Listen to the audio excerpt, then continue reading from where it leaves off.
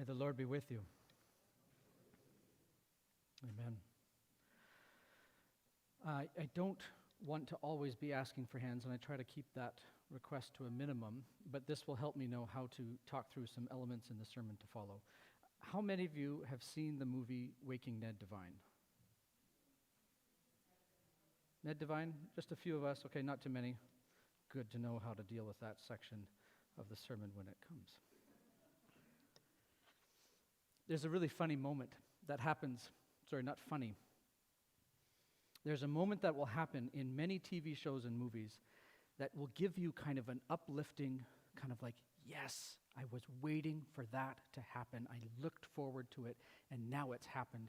And that moment often comes when the bad guy gets what's coming to them.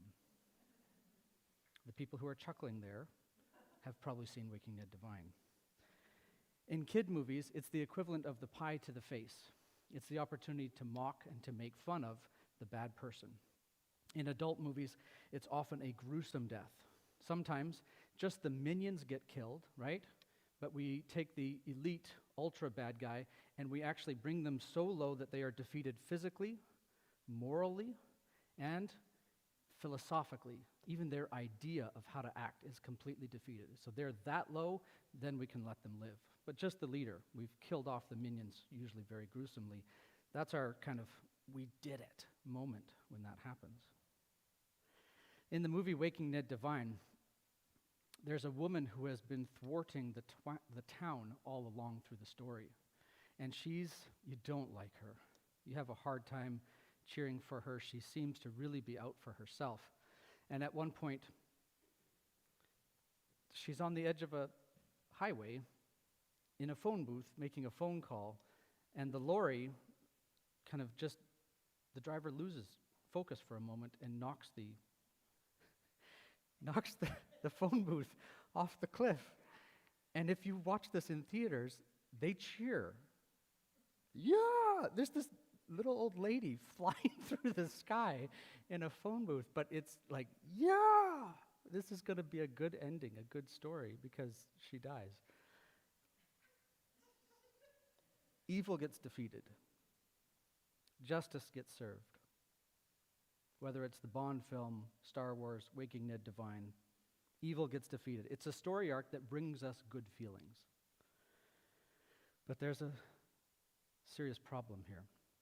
Particularly in recent movies, in recent TV shows, we live in a world, and I'm sure you're aware of this, that fantasizes about doing violence. And so in many of our TV shows and movies, the way that you can kind of fondle that fantasy is to make it so that there's such a heinous crime.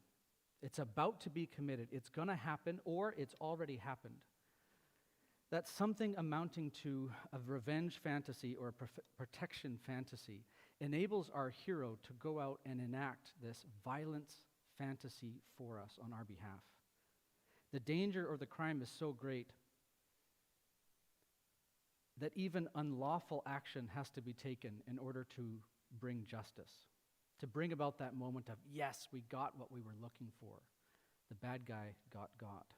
It's super interesting that society is set up as this thing that's actually in the way of us being able to get that justice. The hero often has to go around the rules. What's that telling you about the world you live in? This is a myth that is being draped over us, on top of us in many ways, and it's dripping into the minds of our children, of our teenagers, and even of our adults. Now, most people here, you probably aren't watching the movies that really get into this. I know I'm preaching to the choir here. I'm sitting with the people who praise Jesus. But the idea is still present among us, even if we're not fantasizing about violence in the same way that you see in the movies and the TV shows. We all kind of think, to some lesser degree, that this idea is good. Something goes wrong, so let's find out who's responsible. Let's find the person to blame. Let's make sure that they know, and let's make sure that they pay when we have dealt with the issue. Find that person responsible, put them in remedial courses, then they know that they were wrong, they're facing consequences, and we've fixed the issue. It's deeply part of our sibling rivalry, and it comes to light in this text. Our desire to fix things through pinning blame on the donkey, a wedge that turns sibling rivalry into sin. This is the final sermon in our series on sibling rivalry. We've been going through the book of Genesis looking at key relationships, tracing the rivalries of Cain and Abel, Jacob and Esau, and now Joseph and his brothers. We've seen how preferential treatment from parents can wedge rivalry into sin.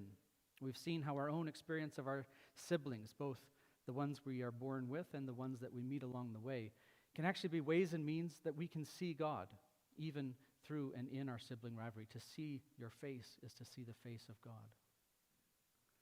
We have stepped through this rivalry, become sin, trying to pay attention to how it impacts our lives and our hearts.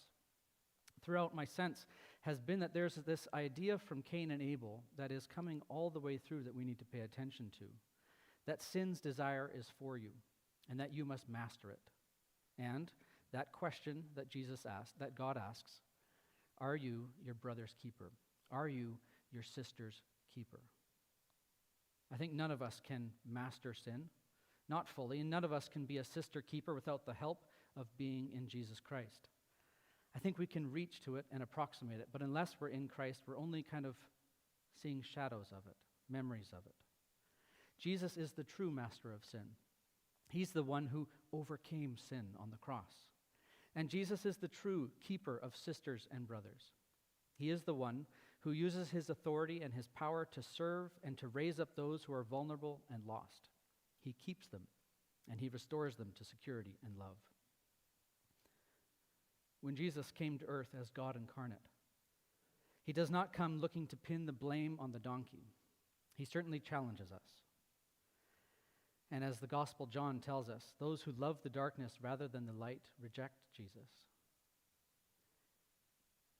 It turns out every one of us has rejected Jesus in some way, and yet Jesus does not pin that blame upon you, does not pin that blame upon ourselves. He does not seek repayment for the wrongs that we have done him, but instead asks his Father to forgive them, Lord. They know not what they do. Rivalry among us, when someone gets the better of us, can become a wedge to sin when we seek to deliver retribution, to make them feel the shame and the pain. I felt it so much, I want them to feel at least that much. This text here, as we look at Judah's speech and Joseph's speech, I want us to pay attention to what this text leads us into, speaking about justice. I want us to be, as we look at this text, don't hear me wrong. I'm not saying that there is no need for justice in any form, that there is no need for consequences. I think we need justice locally, nationally, and internationally. But I think what this text brings us towards is that there are implications that justice is not simply meting out forms of punishment. Now this text it begins with Judah's speech. He's pleading. And there's time for a quick recap here. Joseph, as you remember, we left him on his way to Mordor, on his way to the deep, dark place known as Egypt in the Bible. So Joseph is in Egypt. He's wrongly accused. He is a servant in a house, and he's wrongly accused, and he's put in jail. And then he's forgotten in prison, but he eventually rises to power. So that's where we find him at this point. The brothers, they're back with their father, but they're kind of trapped. They're kind of trapped in sin. Their sinful reality seems to keep echoing in on itself. The echoes of the sins of Jacob and Esau are echoing in their lives. And we can see the deceit continues to echo in Judah's life as he ends up having two children with his daughter-in-law through deceit, deception, through trying to avoid responsibility. The echoes of sin is trapping these people in their lives. And then there's a famine. Joseph had predicted a famine, and now he's in power in Egypt. And so there's the first trip of the boys. And when they arrive, Joseph tells them, "You are spies." He calls them out as spies. Of course, they're not spies. Where's this coming from, Joseph? He tells them, you need to prove that you're not spies. So he tells them, go back. You told me you had a brother. Go back and bring that brother to prove that you're not spies, that you're being honest with me. And in order to guarantee that you'll come back, I'm going to keep Simeon in jail. Joseph knows what it's like to be in an Egyptian jail. Perhaps Simeon was chosen by Joseph because of some of the things Simeon said to him. Joseph, you're going to be the one. You stick around here in jail. I know what you're going to go through.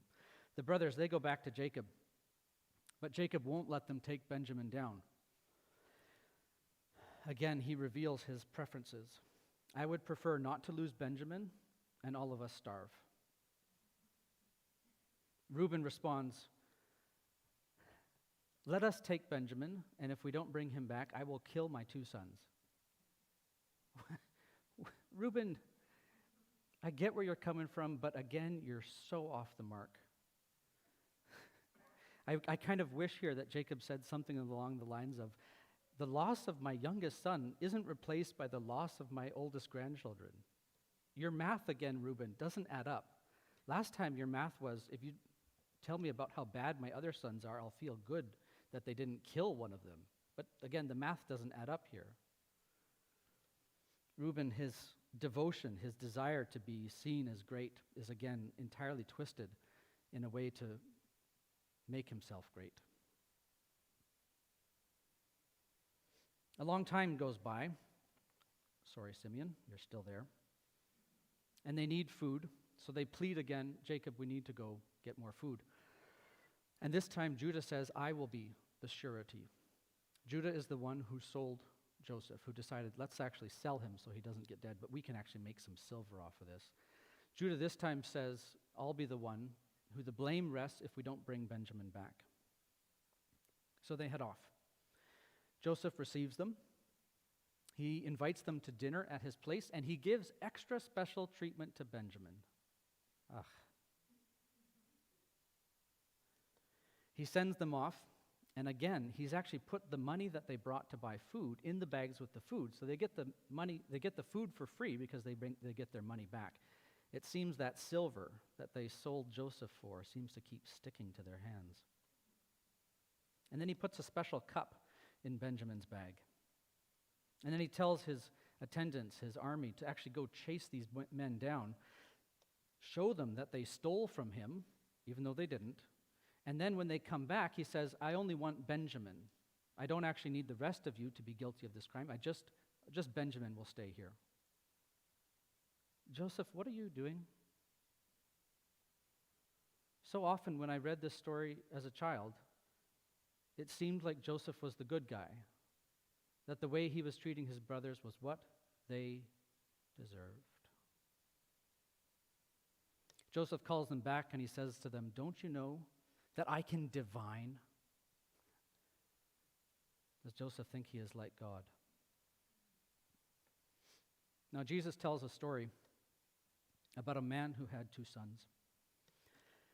And this man is basically told by his youngest son, I wish you were dead, Dad. Give me my inheritance now. And that son goes off, loses all of that inheritance, and comes back. And when he comes back, as you know, the father is expected to shame him, and the town is expected to punish him, punish that youngest son for shaming the father. But instead of that happening, the father runs out.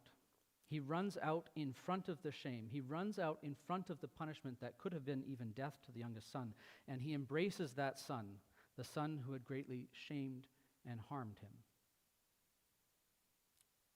Joseph doesn't do that. When Joseph sees his brothers coming, the text tells us earlier in chapter 44, when Joseph sees them, he remembers his dreams. I dreamed I was supposed to rule them. And now I'm the ruler of Egypt, and they're coming to me groveling for food. I remember my dreams. I'm going to make them feel it. He's cunning. He's vengeful. He's ruthless. He's an image of our modern movies. Seeking revenge, pain. They need to feel the horror and the pain that they have caused me. 3 times through this series of meetings that they have with him, 3 times they actually bow down like a cock crowing in the night. 3 times they come and they bow down in front of him, making those dreams come true. Joseph plays with them here. They're not guilty of any crime. They're just starving. It's super interesting then that Judah's speech, he does not claim, I am innocent. We are innocent. We did not steal the cup. They stand before Joseph accused of a crime that they didn't commit, yet they stand before him guilty of crimes to which they have not faced judgment. They have sinned, and their sin has brought them here, and they acknowledge that as such. They say amongst themselves, this is for what we have done. They say to Joseph, what can we say and how can we plead? We cannot even plead our innocence. So all of us will be your slaves. But Joseph says, no, just the one. And then Judah turns back and he says, you, O great ruler under Pharaoh, you are the one who told us to go get our brother. And we were honest because we answered your question when you asked if we have one. You said, go bring that brother. And we have, at great sorrow and risk. That's what Judah's talking about. He relives the whole story of going to his father and how this will break his father's heart if Benjamin doesn't go back. Please don't do this. Please don't take Benjamin. Please take me instead.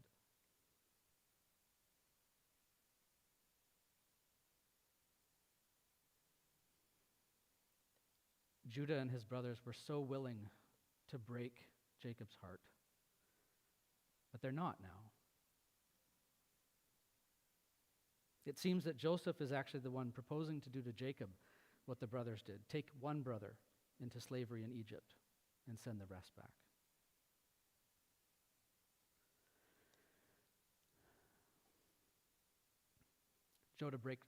Joseph breaks down here, and he cries out, send everyone away. And he reveals to the brothers, I am Joseph.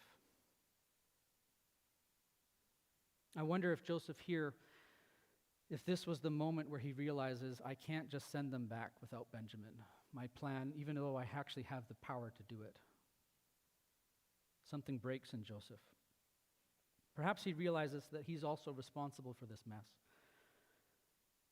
I wonder if he doesn't see that they have been suffering the whole time. As Judah talks about how hurt his father is, how sorrowful he is. Perhaps Joseph thinks, I don't need to punish them for their sin. I don't need to stretch this payback out any further. The focus on punishment does not bring life, but reinforces the echoes of sibling rivalry becomes sin. Finding out who to blame, teach them a lesson, make them learn. Could it be that that's not the way of light and life? They say that virtue is its own reward. I wonder if sin is its own punishment. I don't know about you, but that's actually a hard thing to try to live. Judah pleads with Joseph, and something breaks in Joseph, and then he sees something deeper, something bigger than just his hurt, something bigger than just his experience, something bigger than just what they did to him. And he proclaims that I was sent on ahead of you. And again in chapter 50, it seems they still don't believe him. Even though he tries to say, you have nothing to fear from me, their relationship is still quite broken. Chapter 50, they ask him again, now that Jacob's dead, are you coming after us? Joseph sees beyond just his hurt to something deeper.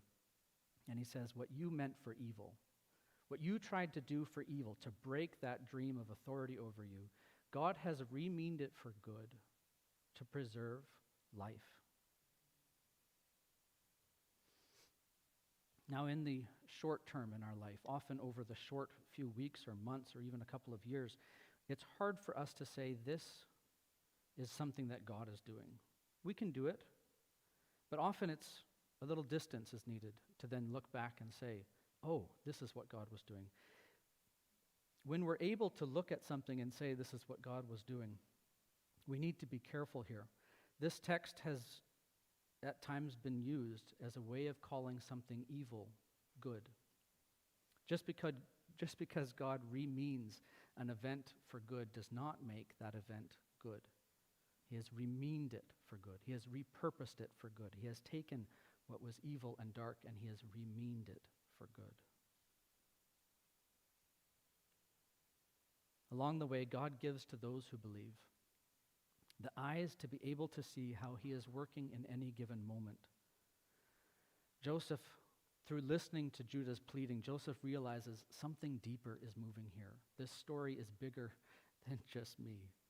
Something is deeper that is moving through. All of the rivalry becomes sin, and it went ahead of that darkness to preserve life. At first, he could only see the deceit and the hurt. Perhaps he could only see what he wished could have been or what was before. But now he can only see that what was meant for evil has been remeaned for good, that which was sour and dark, which they even intended for death, God has returned it for good.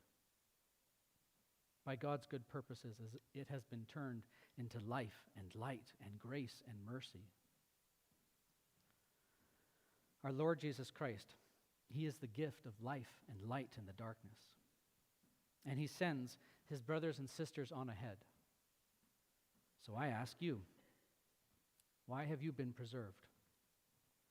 Through all that you have gone through, what was meant for evil, intentional or otherwise, why have you been kept by God?